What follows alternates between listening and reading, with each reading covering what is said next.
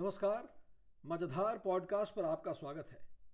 मैं हूं राहुल गौड़ और यहां मैं आपको साहित्य के रोचक और दिल को छू लेने वाले अंश पढ़कर सुनाता हूं।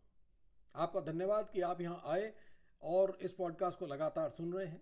एक निवेदन, मजेदार को अपने लिसनिंग प्लेटफॉर्म पर रेट करें, फॉलो करें और अपने उन मित्रों संबंधियों के साथ शेयर ज़रूर करें जो आप ही की तरह चुनिंदा चीज़ें सुनने में रुचि रखते हैं। आइए शुरू करते हैं आज का एपिसोड, यानी एपिसोड नंबर 61।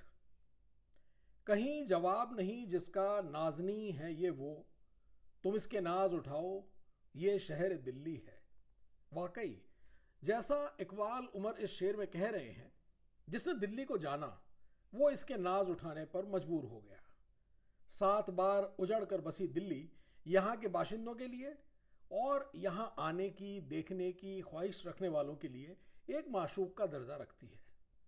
इस शहर में इश्क और इश्क में शहर होने की कहानियां लिए है ये एपिसोड, जिसमें मैं आपके लिए रवीश कुमार की पुस्तक इश्क में शहर होना के अंश पढ़ूंगा। रवीश भारत के एक जाने माने पत्रकार हैं। पिछले करीब 30 बरस से अगर आप देश दुनिया की खबरें देख सुन रहे हैं तो आप रवीश कुमार की पत्रकारिता से निश्चित ही वाकिफ होंगे। 1994 में एनडीटीवी से अपना करियर शुरू करने वाले रवीश के कई कार्यक्रम जैसे रवीश की रिपोर्ट, प्राइम टाइम, हम लोग आदि देश के आम आदमी के सरोकारों को, उनके दैनिक जीवन के संघर्षों को केंद्र में रखकर सिस्टम से ईमानदार सवाल जवाब करने के लिए जाने जाते हैं। पिछले करीब 3 सालों से वे अपना यूट्यूब चैनल चला रहे हैं। अपनी पत्रकारिता के लिए उन्हें अन्य अवार्ड्स के अलावा 2 बार Ramnath Goenka excellence in journalism award और 2019 में मैग्सेसे अवार्ड से सम्मानित किया जा चुका है। पर आज मैं पत्रकार रवीश कुमार की बात नहीं कर रहा। आज मैं जिस रवीश का लिखा आपको सुनाऊंगा वो एक कवि हृदय लिए लेखक है जो ठोस खबरों के परे मानवीय जज्बातों की कहानी कह रहा है। इश्क में शहर होना एक अनूठी पुस्तक है। फिक्शन, नॉन फिक्शन, कहानी, कविता से परे ये एक नई विधा की प्रणेता है जिसे लप्रेक का नाम दिया गया है। लप्रेक यानी लघु प्रेम कथा। इस पुस्तक को राजकमल प्रकाशन ने छापा है। मेरे देखे प्रेम कहानियों की इस पूरी पुस्तक में 4 किरदार हैं। एक माशूक यानी प्रेमिका, एक आशिक यानी प्रेमी, एक शहर दिल्ली और आखिर में आप पाठक, श्रोता, दर्शक। दिल्ली जैसे महानगर में रोजाना घटते उत्सवों और त्रासदियों के बीच डामर की चौड़ी नदियों के किनारों पर, कंक्रीट के पेड़ों पर भी यहां के करोड़ों बाशिंदे अपने अपने प्रेम के फूल खिलाए रहते हैं। हवा में तैरते इन फूलों को रवीश ने हौले से पकड़कर इस खूबसूरत पुस्तक की शक्ल में आपके सामने रख दिया है। और जैसा कि मैंने पहले कहा, इस पुस्तक की हर कहानी में प्रेमी प्रेमिका के संवादों के बीच थोड़ा थोड़ा सा दिल्ली भी अपने गंभीर मौन के साथ खड़ा है। मुझे पता है आप उस दिल्ली को भी देख पाएंगे। इस पुस्तक के शानदार चित्रांकन के बिना यह बात अधूरी रह जाएगी जो कि चित्रकार, कार्टूनिस्ट, छायाकार और फिल्मकार विक्रम नायक ने किया है। विक्रम के बनाए कार्टून नुमा स्केच हर कहानी के साथ हैं, लेकिन हर स्केच में उस कहानी की पूरी दुनिया बड़ी कुशलता से और बड़ी खूबसूरती से बसा दी गई है। मैं रवीश का बहुत आभारी हूं कि उन्होंने मुझे इस बेहतरीन और उनके दिल के बहुत करीब पुस्तक को इस्तेमाल करने की, इसमें से उन खूबसूरत लम्हों को आपके साथ बांटने की अनुमति दी। साथ ही राजकमल प्रकाशन का भी मैं आभारी हूं कि उन्होंने इस पुस्तक के अंश वाचन की मुझे अनुमति दी। मैं शुरुआत करता हूं इस शानदार किताब के प्राकथन से, जिसका शीर्षक उन्होंने दिया है शहर का किताब बनना। इसका एक टुकड़ा सुनिए।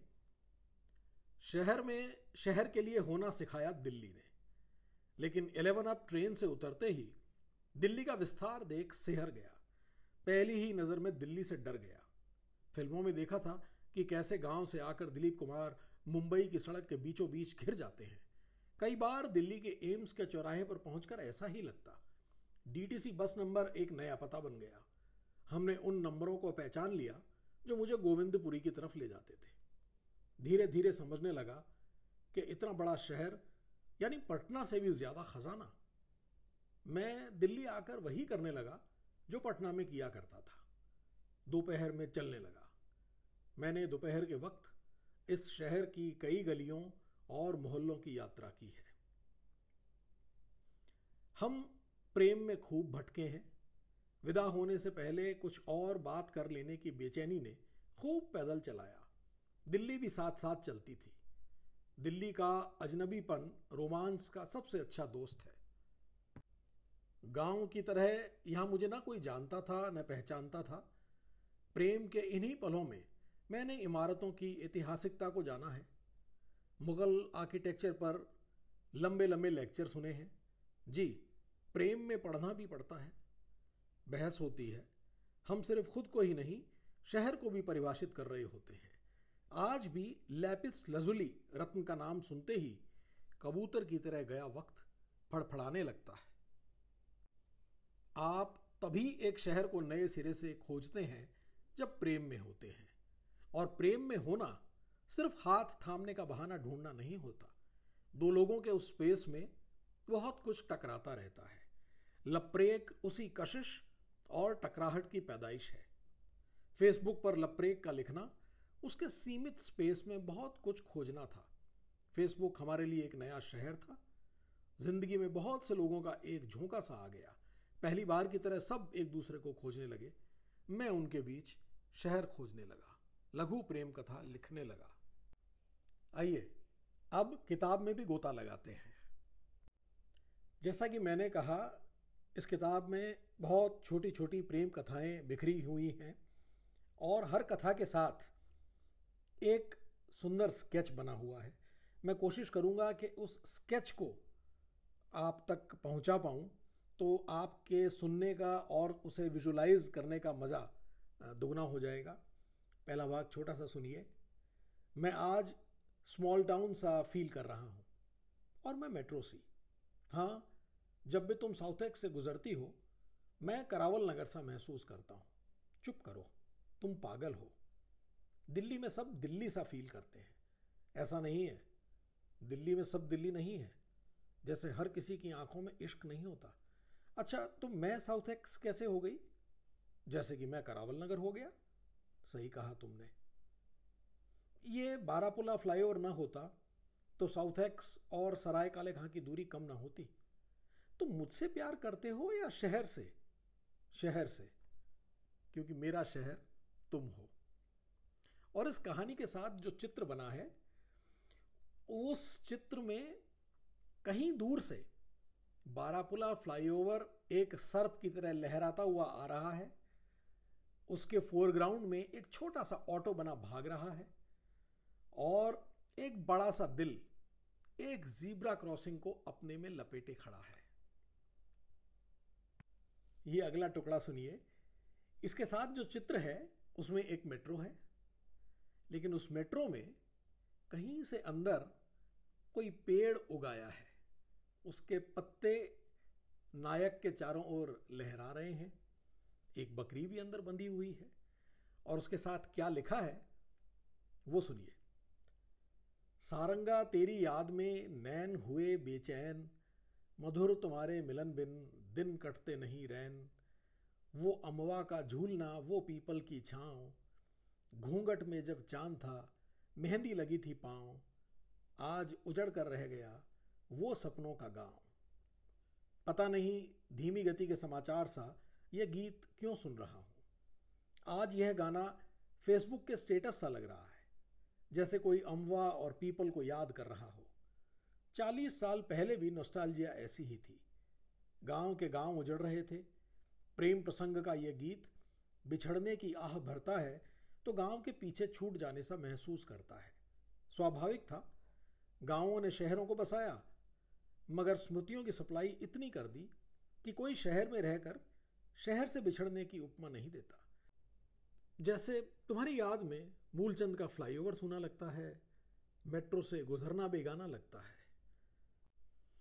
एक चित्र बना है जिसमें एक जामा मस्जिद बैकग्राउंड में है और फोरग्राउंड में एक मर्दाना और एक जनाना हाथ एक दूसरे को थामे हुए हैं, बस जरा सा थामे हुए हैं।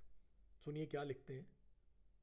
दोनों की मुलाकात छत्तरपुर के मंदिर में हुई, मगर अच्छा लगता था उन्हें जामा मस्जिद में बैठना। इतिहास से साझा होने के बहाने वर्तमान का यह एकांत। करीम से खाकर दोनों मस्जिद की मीनार पर जरूर चढ़ते। भीतर के संकरे रास्ते से होते हुए ऊंचाई से दिल्ली देखने का डर और हाथों को पकड़ लेने का भरोसा। स्पर्श की यही ऊर्जा दोनों को शहरी बना रही थी। चलते चलते टकराने की जगह भी तो बहुत नहीं दिल्ली में। और ये देखिए, ये जो अगला टुकड़ा मैं आपके लिए पढ़ रहा हूं, इसका चित्रांकन बड़ा ही इंटरेस्टिंग है।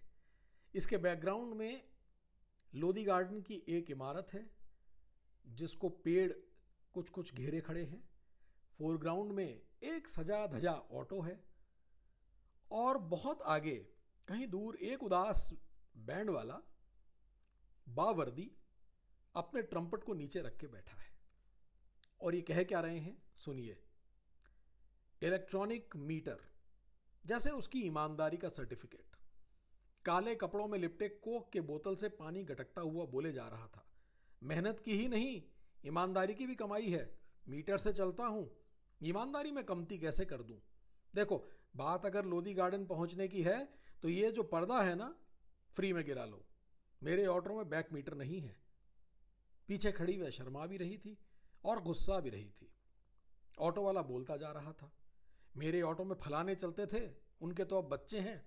आप फलाने को जानते हैं, वह भी मेरे ऑटो में लोधी गार्डन जाते थे, उनका भी घर बस गया। एक दिन तुम भी लोधी गार्डन आना बंद कर दोगे, उन्हीं की तरह। पता नहीं क्यों शादी के बाद ऑटो में चलना छोड़ देते हैं, लोधी गार्डन भी नहीं आते। चलोगे या जाऊं किसी और सवारी की तलाश में? लीजिए, ये सुनिए। रेडियो की आवाज आने लगी थी। उसकी कार धौला कुआं से मुड़कर एम्स की तरफ दौड़ने लगी थी। लौटने के फैसले का साहस नहीं जुटा सकी। नहीं वह मोतीबाग से यू टर्न लेकर उसके पीछे आया। एक दूसरे के आने और मनाने के इंतजार में दोनों बहुत दूर चले गए। गाजीपुर पहुंचकर सामने गाजियाबाद था। शिवमूर्ति के बाद गुड़गांव आ चुका था। शहरों की प्रेम कहानियां ऐसी ही होती हैं, ट्रैफिक में शुरू होती हैं और ट्रैफिक में गुम हो जाती हैं। इस अंश के साथ जो तस्वीर बनी है वो फिर बड़ी इंटरेस्टिंग तस्वीर है, जिसमें एक मोड़ है जिस पर एक जीब्रा क्रॉसिंग है, एक ट्रैफिक लाइट है। जीब्रा क्रॉसिंग के एक तरफ फुटपाथ पर एक बच्ची दिलनुमा गुब्बारे बेच रही है और जीब्रा क्रॉसिंग की दूसरी तरफ एक दिल टूटा हुआ पड़ा है। कुछ तो था दिल्ली हाट में। दोनों प्रेमी की तरह खो जाया करते। ऐसा क्यों होता था कि मॉल रोड से हिंदू कॉलेज तक आते आते भाई बहन की तरह चलने लगते? जान पहचान की जगह से अनजान जगहों में जाना ही इश्क में शहर होना है। अक्सर कहती थी, फ्रांस में लोग सड़कों पर ही एक दूसरे को आलिंगन में भर लेते हैं। काफी थक जाते होगे तुम भी चलते चलते। माइनस मुद्रिका में पीछे की किनारे वाली सीट मिल गई। उसने उसके कंधे पर सिर टिका दिया। कब नींद आ गई और कब सराय काले खां, आश्रम, धौला कुआं और वजीराबाद होते हुए जुबली हॉस्टल आ गया, पता ही नहीं चला। वह खोई रही या सोई रही यह भी जान नहीं सका। वह तो बस उसकी तरफ आती हर निगाह से टकराने में भिड़ा रहा। उतरते वक्त उसने ठीक कहा, तुम मेरी कम दुनिया की फिक्र ज्यादा करते हो। अरे कम से कम बैग के नीचे मेरा हाथ तो थामे रह सकते थे, बुज़दिल। और इसके साथ जो चित्र है उसमें बस में एक जोड़ा बैठा है, लड़की शायद सो रही है और लड़का हमारा नायक लड़की के कांधे पर एक मशीन गन लिए चौकन्ना चारों ओर देख रहा है। लीजिए ये सुनिए। वह राजकुमार घोड़े की पीठ पर बैठा राजपथ पर चला जा रहा था। घोड़े की टाप की आवाज उठती हुई रायसेना हिल्स की तरफ बढ़ने लगी। धनतेरस में स्टील का टिफिन बॉक्स खरीदकर उसने मालवीय नगर की महबूबा को बता दिया था कि आज के दौर में मुमताजों को यही नसीब है। आसमान में निकला चांद चीन में बने अपने डुप्लीकेट से लोहा ले रहा था। जमीन पर घोड़े की टाप से उड़ती धूल से उसकी आंखों की तकलीफ बढ़ती जा रही थी। अपने लंबे बालों को खोल उसने हवा को रोकने की कोशिश तो की, मगर कानों के ऊपर से सरकती हुई उंगलियों ने मदहोश कर दिया। राजकुमार बोला, जब कुछ भी नहीं बचेगा तो इस टिफिन बॉक्स में हम मोहब्बत की 2 रोटियां रखा करेंगे। मालवीय नगर की महबूबा जब से फॉर्मूला 1 देखकर आई है, राजा गार्डन के राजकुमार को भावी नहीं दे रही। हिंदी मीडियम के राजकुमारों की यही त्रासदी होती है, वे इंग्लिश मीडियम की गर्लफ्रेंड के साथ कभी सहज नहीं हो पाते। राजा गार्डन का राजकुमार वहां बिखरे बर्गर के पत्तलों को देख चीख रहा था। सचिन को गार्ड कारों को बेकार बताने लगा। देश के किसानों को याद करता हुआ अपने घोड़े की रफ्तार को पर्यावरण के लिहाज से सर्वोत्तम बताने लगा। मालवीय नगर की महबूबा इसे कल्चरल डिफरेंस बताकर मुंह फेर बैठी। राजा गार्डन का राजकुमार घबराहट में लोहिया की किताबें पढ़ने लगा। मालवीय नगर की महबूबा वेटल और शुमाकर के खुमार में खो गई। गहरी सांस छोड़कर कहने लगी, India has arrived, Raja garden has not, we can't meet, I love grand prix Noida. Yezdi bike का जुनून कुछ ऐसा था कि पल्सर पर बैठते ही वह रति अग्निहोत्री की तरह उड़ने लगी और वह कमल हासन की तरह उड़ाने लगा। सपने में पुरानी फिल्मों का रेट्रो जादू चल गया। कमला नेहरू कॉलेज के बाहर की दुकानों पर घंटों खड़ा रहने लगा। वहां से निकलती लड़कियों ने एक दूसरे के लिए देखी ही नहीं थी। उनका वासु दुकानों पर उधार चलाने लगा। किसी के इंतजार में कर्ज में डूबता चला गया। ये अगले टुकड़े में एक बड़ी सुंदर सी तस्वीर है जिसमें जागरण खत्म होने के बाद में भगवान की मूर्तियों को वाहन में भरा जा रहा है। दूर कहीं मंदिर के शिखर दिख रहे हैं और एक जोड़ा धुंधला सा दिखता हुआ। लिखा है, दोनों को मालूम था खानदान के लोग नवरात्र को छोड़ बाकी कभी मंदिरों की तरफ नहीं जाते, इसलिए वह रोज सुबह रोहिणी से छतरपुर आ जाती, वह गुड़गांव से आ जाता। यहाँ की गुफाओं में चलते चलते एक दूसरे के लिए मन्नतें मांगते दोनों अपनी चाहत को खामखा भक्ति में बदलने लगे। अंधेरी गुफा के मोड़ पर वह ठहरने का नाटक करता, वह डरने का। स्पर्श उस आशीर्वाद की तरह होता जिसकी कामना में वे मंदिरों में भटकते। ये इंडिया गेट की बात सुनिए। इंडिया गेट के पेड़ भी हरजाई हैं, छांव के नीचे पीठ जलाते हैं। 44.1 डिग्री सेल्सियस तापमान है। अब हमने कहाँ तय किया था कि मौसम के हिसाब से मोहब्बत का प्लान बदला करेंगे। दुपट्टे के नीचे तुम्हारा सर तो महफूज ही है, हमारा ही सर कलम हो रहा है। बंटा ठंडा सब बेअसर। भाग चलो इंडिया गेट से, कल के अखबार में हमारी ही तस्वीर छपेगी। देखो ढूंढ रहे हैं तपते युवक युवतियों को, वह देखो टीवी वाला, चलो आउट ऑफ फोकस हो जाते हैं। तो लीजिए ये कुछ टुकड़े किताब इश्क में शहर होना से। आशा करता हूं कि आपको ये पसंद आए होंगे। इस किताब को ले लीजिए, संग्रहणीय चीज़ है। आज का एपिसोड मैं यहाँ ख़त्म करता हूँ। ख़त्म करने से पहले मैं आपको बताऊँ कि अगर आप इस एपिसोड का या और एपिसोड्स के बारे में कोई फीडबैक देना चाहें, कोई ऐसा अंश जो आप चाहें कि मैं आपके लिए पढूं, तो आप इंस्टाग्राम पर मुझसे संपर्क कर सकते हैं।